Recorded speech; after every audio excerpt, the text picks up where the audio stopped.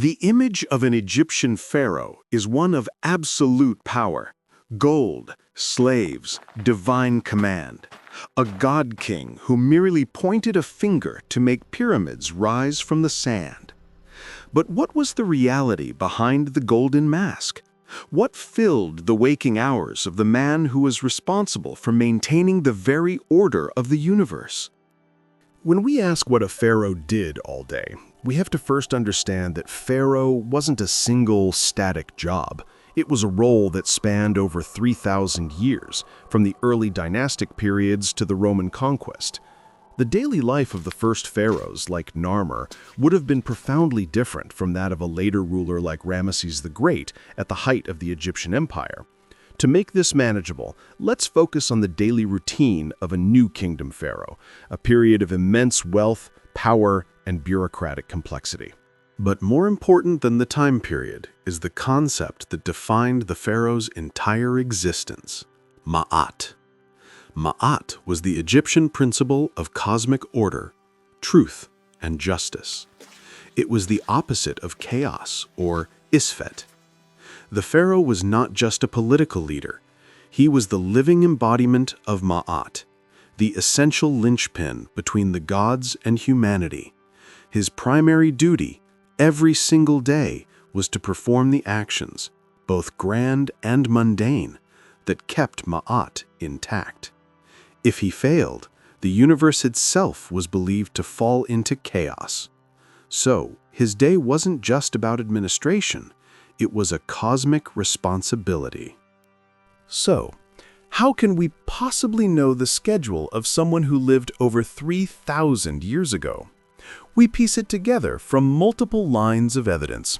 First, the walls of their tombs and temples. These aren't just art. They are idealized records of their divine duties. Hieroglyphic propaganda showing the pharaoh in his proper role, making offerings to the gods, smiting enemies, and ruling justly. Second, we have administrative texts, papyri, that have miraculously survived, detailing tax records, correspondence between officials, and royal decrees. These give us a glimpse into the staggering bureaucracy the pharaoh oversaw. Perhaps most fascinating are the Amarna letters, a cache of clay tablets from the reign of Akhenaten. These are diplomatic missives from other kings and vassal rulers, showing the pharaoh as a key player in international geopolitics, dealing with everything from marriage proposals to demands for gold and military threats. Finally, the archaeology of royal palaces, like Amenhotep III's sprawling complex at Malkata, reveals purpose-built spaces for administration, worship, and residence, giving us a blueprint for how his day was physically structured. Let's step into the sandals of a new kingdom pharaoh and follow a typical day from dawn to dusk. The pharaoh's day began before the sun rose. His wake-up was a formal ritual. After being awakened by his attendants, he underwent a strict purification ceremony, washing, shaving, often his entire body for ritual purity, and anointing with sacred oils. He was then dressed by a team of servants in his ceremonial regalia, a pleated kilt, ornate jewelry, and perhaps a ceremonial crown or the iconic Nemes headcloth. This wasn't vanity. It was about transforming into the divine office. His first and most critical task was his role as the high priest of all Egypt. He would travel from his palace to the nearby state temple, like the immense temple complex at Karnak. The heart of this ritual was the daily cult. In the darkness of the inner sanctuary, the pharaoh, or the high priest acting as his delegate, would alone approach the shrine containing the statue of the god, say Amun-Ra. He would break the seal, chant prayers, cleanse the statue, offer it food and drink, dress it in fresh linen, and anoint it. Finally, he would back out of the sanctuary and reseal it. This act of caring for the god was the fundamental act of maintaining Ma'at. Without it, the god might abandon Egypt and chaos would reign. After fulfilling his divine duties, the pharaoh shifted to his role as the chief executive of the state. He would hold a daily audience, a structured meeting with his most important officials.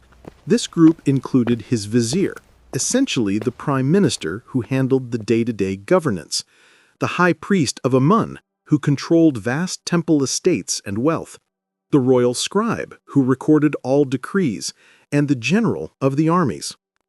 This was the red tape of empire. The pharaoh would receive reports on the Nile's inundation levels, which predicted the harvest, the state of the granaries, the collection of taxes from across the country, security reports from the borders, and progress updates on massive construction projects like his tomb in the Valley of the Kings or new temple. He would make decisions on petitions, land disputes, and official appointments. This was the unglamorous bureaucratic reality of power: listening, assessing, and delegating. By midday, it was time to be seen. The pharaoh was a public figure, and his visibility was a key tool of control. He might travel to inspect a major construction project, ceremonially laying a foundation stone for a new pylon at a temple. He might review his troops, projecting an image of military strength. These public appearances were crucial for reinforcing his power and divinity to both the elite and the common people. This might also be the time for his main meal. The pharaoh's diet was abundant, but surprisingly simple by modern standards. Plenty of bread, beer, fish from the Nile, vegetables like onions and leeks, and roasted fowl and beef.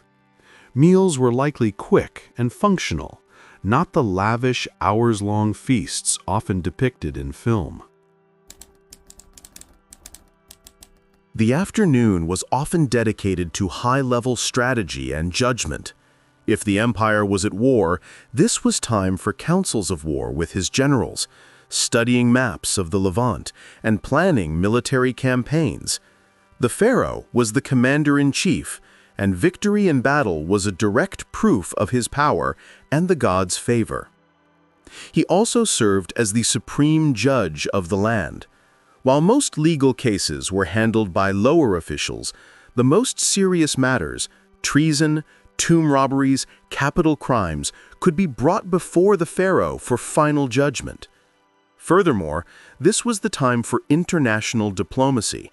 As shown in the Amarna letters, the pharaoh spent considerable time managing relationships with other great powers, the Hittites, the Babylonians, the Mitanni, engaging in a complex dance of gift-giving, negotiating treaties, and arranging diplomatic marriages.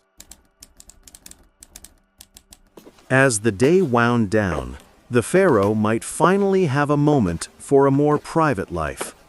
He would spend time with his great royal wife and his children, particularly the crown prince, whose education he would oversee.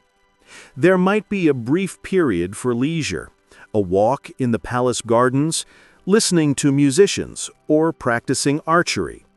But even these activities were rarely just for pleasure. They were part of maintaining the image of a vigorous, athletic ruler in tune with the natural world. Then it would be time for more purification rituals and preparation to do it all again the next day. The official schedule was only part of the story. The pharaoh lived under immense, invisible pressures. He was constantly on the move, traveling up and down the Nile from palace to palace to project his authority across the length of Egypt. The physical and ritual demands were exhausting. Furthermore, there was the ever-present anxiety of succession. Producing a viable male heir was a matter of national security, essential for ensuring a smooth transition of power and the continued maintenance of Ma'at after his death. The weight of being the sole pillar holding up civilization was unimaginable. So, what did an Egyptian pharaoh actually do all day? He performed a relentless, high-stakes balancing act. He was a god, a priest, a CEO, a general, a judge, and a diplomat, all rolled into one. The divine power we associate with the pharaoh Was exercised through endless meetings, meticulous rituals, and difficult decisions. The next time you see a golden sarcophagus, remember not just the treasure, but the administrator who managed a civilization's food supply. Not just the conqueror, but the diplomat who negotiated with rival empires. Not just the god, but the man who shouldered the unbearable weight of a world's order. His day was a symphony of duty, a lifetime spent ensuring the sun would rise again.